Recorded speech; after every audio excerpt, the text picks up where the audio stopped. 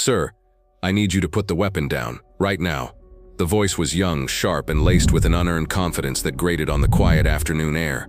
Patrick Snyder, 83 years old, didn't flinch. He didn't even look up. His hands, though wrinkled and mapped with the liver spots of a long life, were as steady as granite as they moved a soft, oil-rich cloth along the walnut stock of the rifle resting across his lap. The sun, warm and gentle, filtered through the leaves of the great oak tree in the center of the courtyard, dappling the polished wood and the weathered steel of the barrel. He sat on a simple stone bench, the picture of tranquility, a man at peace with his tools, but the two figures standing over him were anything but peaceful. They wore the crisp, dark blue uniforms of the Tranquil Pines Senior Living Community's private security team. The younger one, the speaker, had a name tag that read Mark. He stood with his feet apart, a practiced, aggressive stance he'd likely learned from a training video. His partner, older and heavier with a name tag that read Dave, hung back a step, his expression more weary than threatening. "Did you hear me, old man?" Mark pressed, his voice rising. "This is private property. You can't be out here with that." He gestured at the rifle with a flick of his chin as if the very sight of it offended him. Patrick finished his long, slow pass with the cloth. Only then did he lift his head. His eyes were a pale, washed-out blue, but they were clear and unnervingly direct. They held no fear, no anger, not even annoyance. They simply observed, taking in the young man's polished shoes, his pressed trousers, the slight tremble of adrenaline in his posture. "It's a beautiful day, son," Patrick said, his voice a low, gravelly hum. "I'm just cleaning my rifle. The humidity is bad for the action." Mark let out a short, incredulous laugh. "The humidity? I don't care if it's raining frogs. The rules here are crystal clear. No firearms in common areas. Now I'm going to ask you one more time, put it down." Patrick's gaze drifted past Mark, toward the manicured rose bushes and the perfectly edged lawn. A few other residents had noticed the confrontation. Mrs. Gable from 2B paused her slow walk, clutching her purse. Mr. Chen, tending his prize-winning azaleas, stood up straighter, his trowel forgotten in his hand. This was a place of scheduled activities and quiet dignity, not open conflict. The sight of the two uniformed guards towering over quiet old Patrick Snyder was a tear in the fabric of their serene world. "This rifle hasn't been fired in 50 years, Patrick stated calmly, turning his attention back to the weapon. His fingers traced a line of faint text engraved on the receiver, a touch as familiar as shaking a friend's hand. "It's more a piece of history than a weapon at this point." "It's a gun," Mark snapped, his patience evaporating. He was used to dealing with confused residents who'd lost their keys or complained about the volume of their neighbor's television. This quiet, immovable defiance was new, and it pricked at his ego. He took a step closer, his shadow falling over Patrick. "And you're a resident, which means you follow the rules. Now I'm not playing games. Hand it over."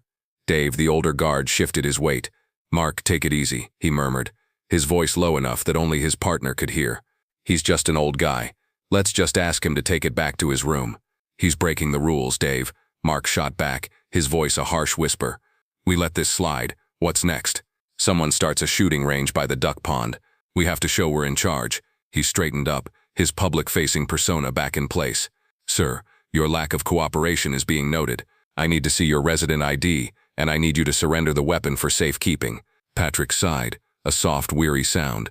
He laid the cleaning cloth aside and carefully, deliberately placed the rifle on the bench next to him.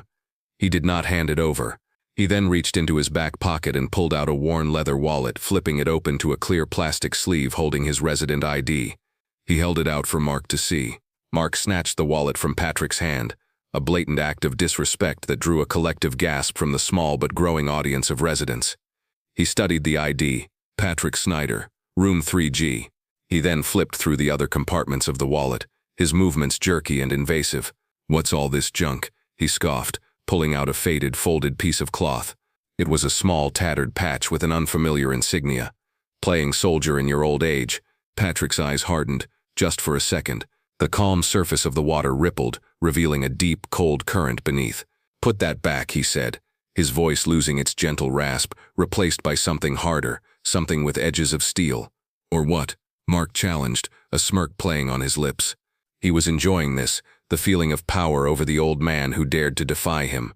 He felt the eyes of the other residents on him and mistook their shock for admiration. "You gonna challenge me to a duel with your little pop gun?" He gestured again to the rifle on the bench. He leaned down, squinting at the receiver. "What's this writing on here? Project Ivory Serpent. We who are not. What kind of ridiculous nonsense is that? Some kind of club for you old-timers? He reached out, his fingers tracing the engraving, smudging the oil Patrick had so carefully applied. It was a touch that crossed a final line. In that moment, the courtyard, the smirking guard, the worried faces of his neighbors, it all faded away for Patrick. The scent of gun oil was suddenly replaced by the thick metallic smell of blood and cordite. The warm sun became a searing, oppressive heat, pressing down through a triple canopy jungle. The soft murmur of the residents turned into the buzz of insects and the distant, terrifying chatter of enemy fire. He felt the familiar weight of the rifle not on the bench beside him but pressed into his shoulder, the stock cool and solid against his cheek. He saw a face, young, barely 20, freckles spattered across a nose that was broken and badly set, eyes wide with fear and loyalty. A boy named Miller. He heard the whisper again, the one that came to him in the quiet hours of the night. Go, Pat. Don't look back. Just go. The memory was less than a second long, a flash of lightning that illuminated a dark and distant landscape, but it left the rumble of thunder in its wake. He blinked, and the courtyard snapped back into focus. Mark was still there, his hand on the rifle. Patrick's own hand, without conscious thought, shot out and clamped around the young guard's wrist. It was not a violent grab, but it was impossibly firm, the grip of a man whose hands had known nothing but hard work and harder purpose. The strength in that grip was shocking, a complete contradiction to his frail appearance. Mark yelped, more in surprise than pain, and tried to pull his wrist away. He couldn't. Let go of me. That's it, you're done. Assaulting an officer. You will not touch this rifle again, Patrick said, his voice flat and devoid of all emotion. It was more frightening than if he had shouted. Across the courtyard, a young woman named Sarah had seen enough. She had been visiting her grandfather in the memory care wing and was cutting through the courtyard to get to the parking lot. She saw the guards, the quiet old man, and the escalating aggression. She saw Mark snatch the wallet and mock the patch. She saw him put his hands on the rifle, and she saw the old man's reaction. Her own father had served 2 tours in Iraq. He had objects like that, things that looked like junk to an outsider but were sacred relics to him. She knew what she was seeing. A violation. While Mark was struggling against Patrick's grip and Dave was dithering, trying to de-escalate without angering his partner, Sarah had her phone out. She didn't call 911. She didn't call the community's main office. She scrolled through her contacts to a name she had saved under in case of emergency. It was the direct line for a public affairs colonel at Fort Bragg, a man she'd met at a Gold Star family conference a few years ago. He had told her, "If you ever see a soldier or a veteran being done wrong, you call me, day or night." She'd never thought she would use it. She pressed the call button and moved behind a large potted ficus tree, her heart hammering against her ribs. "Colonel Madson's office." "This is Sarah Jenkins," she said, her voice tight and low. "I met the colonel in 2019. He told me to call if I ever saw something." There was a pause. "What kind of something, Miss Jenkins?" "I'm at the Tranquil Pines Senior Living Community in Fayetteville," she said, speaking quickly, her eyes fixed on the unfolding drama. "The security guards here are harassing an elderly resident, an old veteran. They're trying to take his rifle from him. He was just cleaning it." "I see. Harassment is a strong word, Miss Jenkins. Are they being physically abusive?" "One of them is," she confirmed. "He's mocking him. He grabbed his wallet. He's putting his hands all over the man's rifle. The old man's name is Patrick Snyder." She paused, trying to remember what the guard had said. "And the rifle, there's an engraving on it." The guard read it out loud. He said, "Project Ivory Serpent, we who are not." A dead silence fell on the other end of the line. For a moment, Sarah thought the call had dropped. She could hear the faint, distant sound of people talking, but the person she was speaking to was utterly still. "Miss Jenkins," the voice said, and it had changed completely. All the professional detachment was gone, replaced by a raw, focused urgency. "Repeat that name for me." "Patrick Snyder," she said. "And the engraving. Project Ivory Serpent. We who are not. Stay on the line, Miss Jenkins. Do not hang up. Where did you say you were?" Sarah repeated the address, her voice trembling slightly now. She had the distinct feeling that she had just pulled the pin on a grenade. "Keep your eyes on Mr.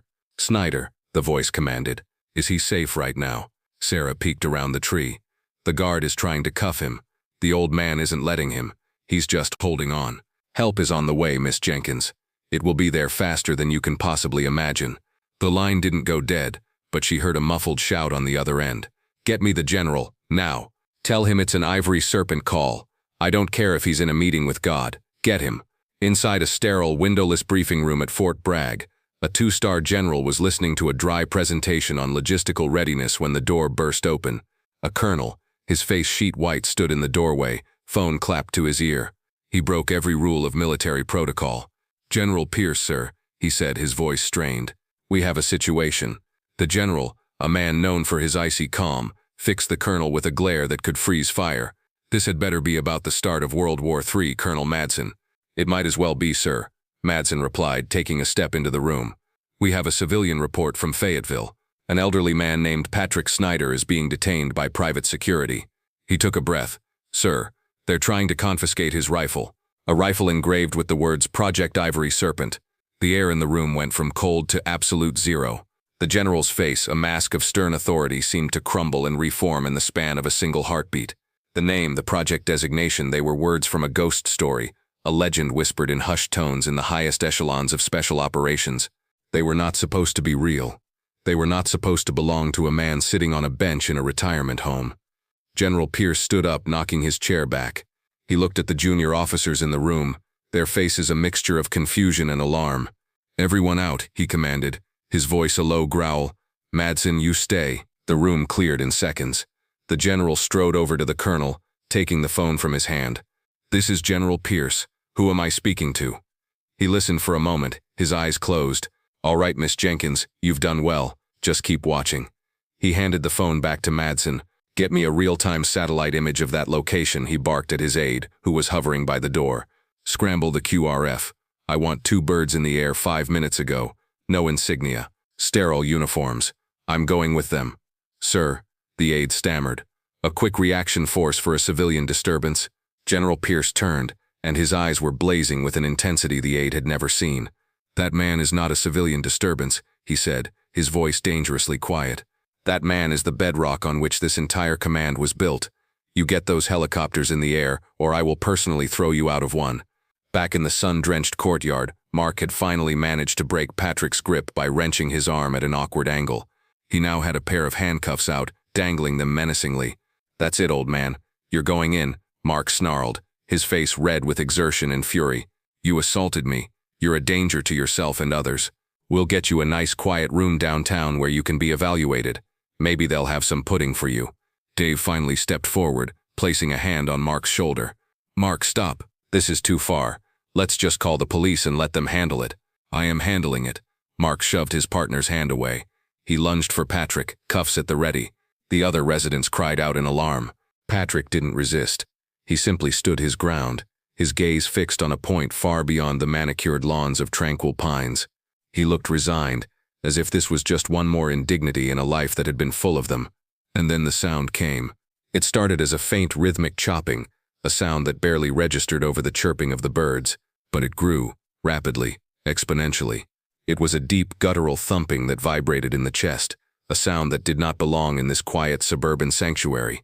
Every head in the courtyard turned, looking toward the sky.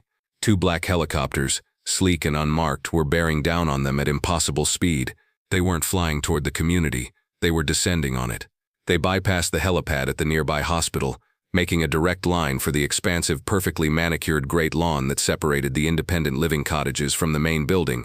The wind from the rotor wash hit first, a hurricane blast that tore through the courtyard, sending hats flying, scattering gardening tools, and whipping the residents' clothes against their bodies.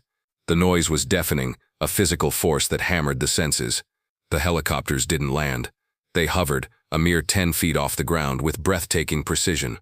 Side doors slid open and thick ropes snaked to the ground. Before anyone could fully process what was happening, men began to descend.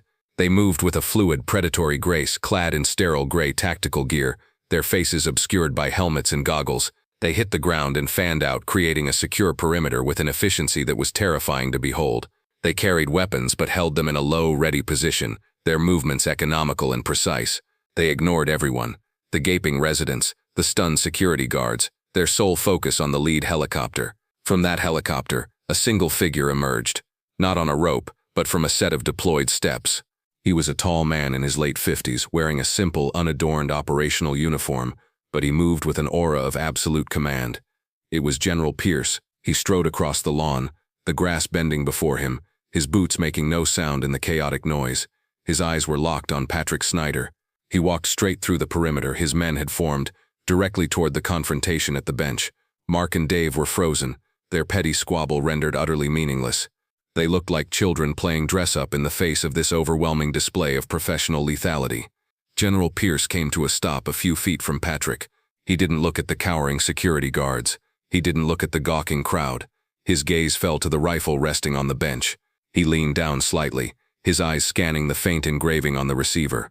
He read the words, "Project Ivory Serpent, we who are not," and his stern, combat-hardened face softened into an expression of pure, unadulterated awe. He stood up straight, his back ramrod stiff. He brought his hand up to his brow in a salute so sharp, so perfect it seemed to cut the air. It was not the perfunctory gesture of a superior officer. It was the salute of a disciple to a master, of a believer in the presence of a living saint. "Mr. Snyder," the general's voice boomed, cutting through the din of the helicopter blades. "General Alan Pierce, United States Army. It is an honor, sir, an absolute honor." Patrick looked at the general, a flicker of recognition in his pale blue eyes. He gave a slow, tired nod, a king acknowledging a loyal subject. The general held his salute for a long moment before dropping his hand. He then turned to face the bewildered assembly of residents and the terrified security guards. His voice took on a formal, declamatory tone, as if he were delivering a eulogy for a hero who was, against all odds, still alive. "For the benefit of those who do not understand what they are witnessing," he began, his voice ringing with authority, "let me be clear. You are in the presence of a ghost, a man whose name is a myth in the halls I walk. This man, Patrick Snyder, was a founding member of a special mission unit that, for all official purposes, never existed." He gestured toward the silent, imposing soldiers arrayed on the lawn. "The operators you see here, the men you know as Delta Force, the most elite soldiers in the world, they are merely an evolution of what he began. They walk in the path he and a handful of other men carved out of the jungle with nothing but their courage and their blades." His gaze fell on Mark, and the temperature seemed to drop another 20 degrees. This man and his team undertook missions so sensitive, so dangerous that they were completely deniable. They had no support, no rescue, and no recognition. They operated in the darkest corners of the Cold War, preventing conflicts that you have never read about in your history books. They saved thousands of lives, entire nations, and your history will never once mention their names. They were ghosts. They were a whisper on the wind. He pointed a finger at the rifle on the bench. "And that weapon, that is not just a gun, that is a relic. That is one of the original 6 rifles commissioned for Project Ivory Serpent. It is a piece of American history more significant than half the exhibits in the Smithsonian. The engraving on it was their motto, 'We who are not,' because in the eyes of their country, they were not there, they did not exist, but they were there, and thank God they were." A profound silence descended upon the courtyard, broken only by the whir of the rotor blades. The residents stared at Patrick, this quiet man they knew from potluck dinners and bingo nights, and saw him for the first time. They saw not a frail elderly man but a pillar of history, a silent guardian who had walked through fire so they could live in peace. The general turned his full attention to Mark and Dave, who seemed to shrink under his gaze. He didn't raise his voice. He didn't need to. His words were low, precise, and they cut like shards of ice. "You," he said, locking eyes with Mark, "are a disgrace. You wear a uniform and you project an image of authority, but you have no concept of what true service is. You mistook age for weakness. You mistook silence for submission. You put your hands on a man who has more honor in his little finger than you will ever accumulate in your entire pathetic life. You have failed in every conceivable way to do your duty." He looked from Mark to Dave. "Your company's contract to provide security for this facility is now under review, and I assure you my review process is extraordinarily thorough. You can expect a call from my office." He turned back to Patrick, his demeanor softening once more. But before he could speak, Patrick raised a hand, a quiet gesture that nonetheless stopped the general in his tracks. Patrick stepped forward and looked at Mark, whose face was a pasty, sweating mask of fear and humiliation. "He was just doing his job, General," Patrick said, his voice gentle again. "A little too much vinegar, not enough honey maybe, but he's young. We were all young once, weren't we? Full of fire, certain we knew everything." The grace in that moment was overwhelming. Patrick's simple act of forgiveness was a more powerful condemnation of Mark's behavior than the general's tirade could ever be. It showed the profound difference between them. One was a boy playing at power. The other was a man who had wielded true power and had learned the value of mercy. Patrick's gaze fell to the rifle on the bench, and for a fleeting instant the courtyard dissolved again. He wasn't 83, he was 28. He was standing in a sweltering, windowless Quonset hut in a place that didn't appear on any map. A man with the eyes of an eagle and the scars of 3 wars on his face, a colonel known only as the Handler, was pressing this very rifle into his hands. "This is yours now, Pat," the colonel had rasped, his voice like gravel in a tin can. "There are only 6 of them. They will never be listed on any inventory sheet. The engraving is for the few who know. We who are not. It's a reminder. If you are captured, if you are killed, you were never there. We were never there. You are a ghost. Go haunt our enemies." The memory vanished, leaving only the warm sun and the quiet hum of the world he had fought to protect. In the weeks that followed, the fallout was swift and decisive. The security firm, under immense pressure from a Department of Defense contract review, issued a formal public apology to Patrick Snyder. They instituted a mandatory company-wide veteran sensitivity and de-escalation training program, designed in consultation with General Pierce's office. Dave was reassigned. Mark was fired. About a month later, Patrick was sitting in his usual booth at a small local diner, enjoying a cup of coffee and a slice of apple pie. The bell over the door jingled, and in walked Mark, no longer in a uniform but in jeans and a faded t-shirt. He looked thinner, and the arrogance was gone from his posture, replaced by a deep-seated weariness. He saw Patrick, and for a moment he froze, as if ready to bolt. Then he took a deep breath and walked over to the booth. He stood there for a long moment, shifting his weight, unable to meet Patrick's eyes. Finally, he reached into his pocket, pulled out a $20 bill, and laid it on the table. "That's for your pie, sir," he said, his voice barely a whisper. "And your coffee." "I'm sorry. For everything. I was an idiot." Patrick looked at the young man, at the genuine remorse in his face. He pushed the $20 bill back across the table. "Keep your money, son," he said, gesturing to the empty seat opposite him. "Sit down. Tell me about yourself." Mark hesitated, then slowly, cautiously slid into the booth. A quiet understanding passed between them, a moment of reconciliation forged in the crucible of a humbling lesson, learned by one and gracefully taught by the other.